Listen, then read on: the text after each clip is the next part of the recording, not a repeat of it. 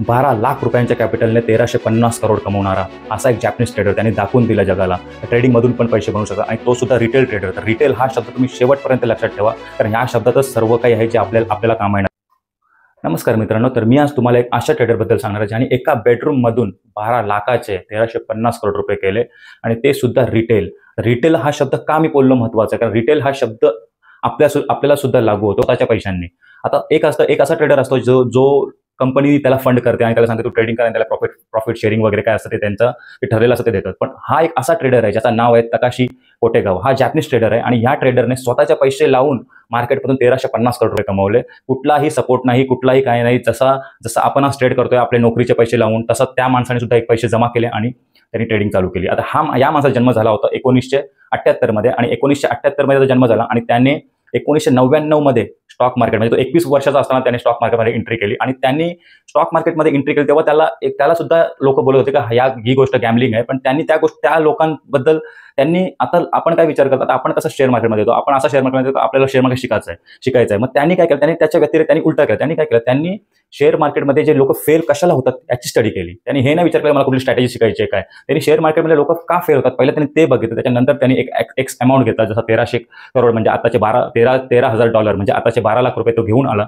आणि त्यांनी purely trading करून 1350 करोड रुपये कमवले. आणि आज सुद्धा तो माणूस जिवंत आहे आणि त्याच्याबद्दलच मी तुम्हाला अजून काही गोष्टी सांगणार आहे का त्यांनी कसे कमवले. तर ह्या माणसाने ट्रेडिंगमधून कसे पैसे कमवले, तर त्यांनी, आता मी तुम्हाला खूप वेळा बोललो का ऑप्शन बाईंगमध्ये तुम्ही गेले का तुमचे पैसे खूप हाय चान्सेस आहे तुमचे पैसे लॉसमध्ये जाणार. पण तुम्हाला मी नेहमी सेलिंग प्रमोट का करतो, कारण मी अशा लोकांना फॉलो करतो जसा हा तकाशी कोटेगाव, हा सुद्धा एक माझा इन्स्पिरेशन आहे. तर त्याची जी मी स्टोरी वाचतो त्याच्याबद्दल जेव्हा मी वाचत होतो, म्हणून मी त्याच्याबद्दल वाचलं, म्हणून मी आज विचार केला का तुम्हाला लोकांना शेअर कराल, तुम्ही पण रिलेट कराल त्याच्याबद्दल. आणि त्यांनी काय केलं, त्यांनी शॉर्ट सेल करून, आता तेव्हा ऑप्शन्स वगैरे काय नव्हतं, तो स्टॉक शॉर्ट सेल करायचा आणि त्याच्यानंतर त्यांनी ते पैसे कमवले. त्याच्यानंतर आणि जॅपनीज मार्केट आहे, तर जॅपनीज मार्केटमध्ये त्यांनी हे कमवले, कारण जॅपनीज मार्केट थोडा आपल्यापेक्षा वेगळा पण असतो. आणि त्याच्यानंतर त्यावेळीची गोष्ट आहे 20 वर्षापूर्वी, तर तिकडे आता काय खूप सारे चेंजेस झालेत.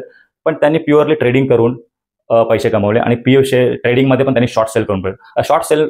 आता तुम्हाला मी नेहमी बोलतो का शॉर्ट सेलिंगमध्ये काय लागतं, एक पेशन्स लागतं. शॉर्ट सेलिंगमध्ये तुमचे इमोशन्स कंट्रोलमध्ये पाहिजे, तुमची पोझिशन सायझिंग. आणि त्यांनी सर्व या गोष्टी फॉलो केल्या. जे लोकांनी चुक्या केल्या होत्या त्या लोकांबद्दल त्यांनी कशाला चुक्या त्या वाचल्या, त्याच्यानंतर त्यांनी त्या गोष्टी पूर्ण फॉलो केल्या आणि त्याच्यामध्ये त्यांनी ते गोष्ट पूर्ण डिसिप्लिनमध्ये फॉलो करून आज त्यांनी 1300 करोड रुपये कमवले. आणि त्याची एक गोष्ट मला जी आवडली, जी मी पण माझ्या लाईफमध्ये फॉलो करतो, ती आहे इमोशन्सवर कंट्रोल. जेव्हा आपण इमोशन्सवर कंट्रोल करायचं बोलतो तेव्हा असंच नाही, ट्रेडिंग तुमचे इमोशन्स बाहेर, ट्रेडिंगच्या बाहेर पण कंट्रोलमध्ये पाहिजे. जसं तुम्हाला मी सांगतो, आजकाल तुम्ही बघा खूप सारे ट्रेडर्स जे थोडे पैसे कमवतात आणि लोकांना दाखवतात का माझ्याकडे ही गाडी आहे, मी एवढे पैसे, ते आता बघतो मी खूप सारे कॅश असे PC समोर ठेवतात, स्क्रीन समोर ठेवतात आणि दाखवतात मी एवढे ट्रेडिंग.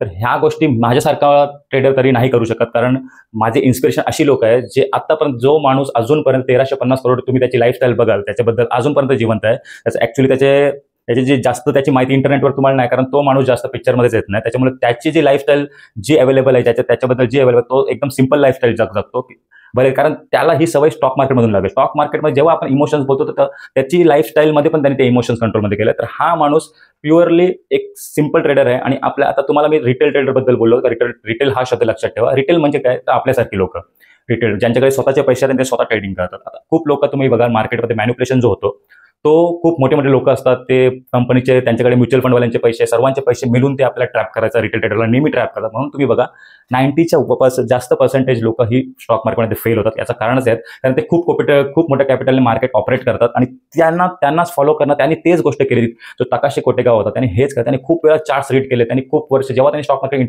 एंट्री मारली तेव्हा तो फुल्ली प्रिपेअर्ड होता. त्याला माहित होता का लोक चुकी काय करतात, लोक चुकी करतात डायरेक्ट जम्प करतात शेअर मार्केट. त्यांनी असं केलं, जेव्हा तो 1999 मध्ये एंट्री केली त्याने स्टॉक मार्केटमध्ये, तेव्हा त्यांनी यायच्या अगोदर त्यांनी खूप 4-5 वर्ष फक्त त्या मार्केटबद्दल स्टडी केला होता. म्हणजे तो ॲटलिस्ट 15-16 वर्षापासूनच मार्केटबद्दल अभ्यास करत होता. आणि त्यांनी 5 वर्ष एवढा अभ्यास केला, चार्ट्स आणि हे सर्व एवढे रीड केले की मार्केटचे सायकल्स कसे असतात, मार्केट वरती जातो, मार्केट खाली, तो मार्केट केव्हा कन्सॉलिडेट करतो, मार्केट कसा न्यूजला रिॲक्ट करतो, मार्केट कसा निगेटिव्ह न्यूज पॉझिटिव्ह न्यूजला रिॲक्ट करतो, हे सर्व त्यांनी बघितलं. त्याच्यानंतर त्यांनी एक चांगला कॅपिटल, आता मी तुम्हाला बोलतो का मार्केट 1.5 लाख. आता ही गोष्ट मी तुम्हाला आपल्या ट्रेडिंगमधून रिलेट करेन, कारण कसं असतं, आता ऑप्शन बाईंग 10,000 होते म्हणून लोक काय करतात, लोक शिकत नाही, कारण 10,000 इझिली अवेलेबल असतात म्हणून ऑप्शन बाईंग करतात.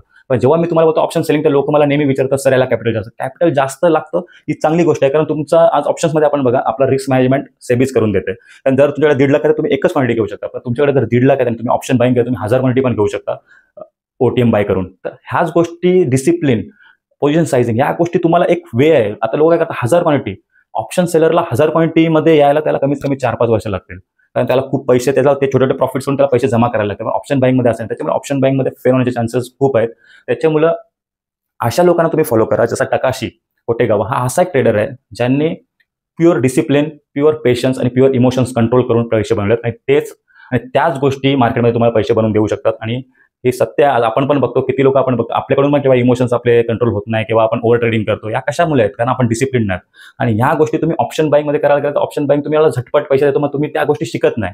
पण जेव्हा तुम्ही स्लोली मार्केटमध्ये 4-5 वर्ष घालवता, त्याच्याबद्दल रीड करता, त्याच्याबद्दल तुम्हाला नॉलेज घेता, ठीक आहे, तुम्ही लगेच 4-5 वर्षांना लगेच तुम्ही प्रॉफिटेबल होऊ शकत नाही, किंवा तुम्हाला ब्लंडर्स पण येतात किंवा तुमचे लॉसेस पण होतील. त्या गोष्टी तुम्ही नोट करा, जर्नल करा, तर तुम्हाला ती एक वे भेटते, तुम्हाला एक एज भेटते, स्वतःची एक स्ट्रॅटेजी तुम्ही डेव्हलप करता, त्याच्यानंतरच तुम्ही मार्केटमध्ये पैसे बनवू शकता. तर ह्या ट्रेडरबद्दल तुम्हाला सांगण्याचा मला उद्देश हेच होता. ह्या ट्रेडरची एक सिंपल स्ट्रॅटेजी आहे जी मी पण फॉलो करतो, जी मी युट्यूबवर आणि इंस्टाग्रामवर सांगतो. डिसिप्लिन, एक स्ट्रॅटेजीला फॉलो करा.